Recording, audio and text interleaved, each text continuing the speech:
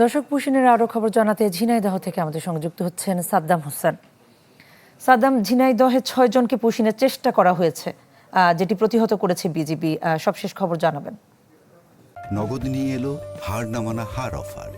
সর্বনিম্ন 10,000 টাকা রেমিটেন্স নগদে পাঠালে থাকছে স্বর্ণের হার জেতার সুযোগ।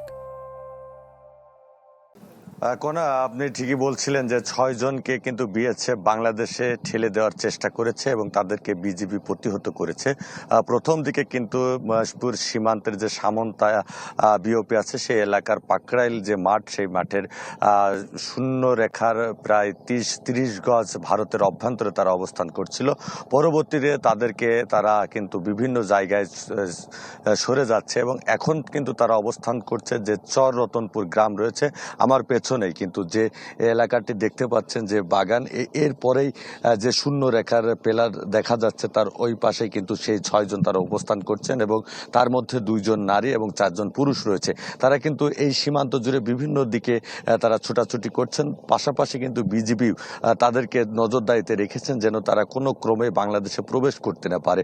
তো এ বিষয়ে বিজিবি যিনি এখানকার ব্যাটালিয়নের যিনি কমান্ডার রয়েছেন তার সাথে কথা হয়েছে। তিনি বলেছেন যে তাদেরকে ফিরিয়ে নিতে বিএসএফকে জানানো হয়েছে, কিন্তু বিএসএফ আনুষ্ঠানিক কোনো বক্তব্য বা ফিরিয়ে নেওয়ার বিষয়ে কোনো কথা এখন পর্যন্ত বিজিবিকে জানায়নি।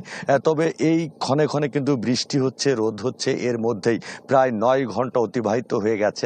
তারপরেও কিন্তু তাদেরকে কিন্তু বিএসএফ ফিরিয়ে নিচ্ছে না। তো বাংলাদেশের শূন্যরেখা এবং ভারতের যে কাঁটাতা তার মাঝামাঝি যে সময় রয়েছে, যে সীমানা রয়েছে, সেই সীমানায় কিন্তু তারা অবস্থান করছে। এখানকার স্থানীয়রাও বলছেন যে তারা কিন্তু বিভিন্ন এলাকায় ছোটাছুটি করছে। তো এখন পর্যন্ত তারা কিন্তু এই সীমান্তেই রয়েছে।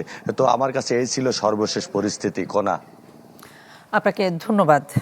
দর্শক, আমাদের সঙ্গে যুক্ত হচ্ছেন সাদ্দাম হোসেন ঝিনাইদহ থেকে।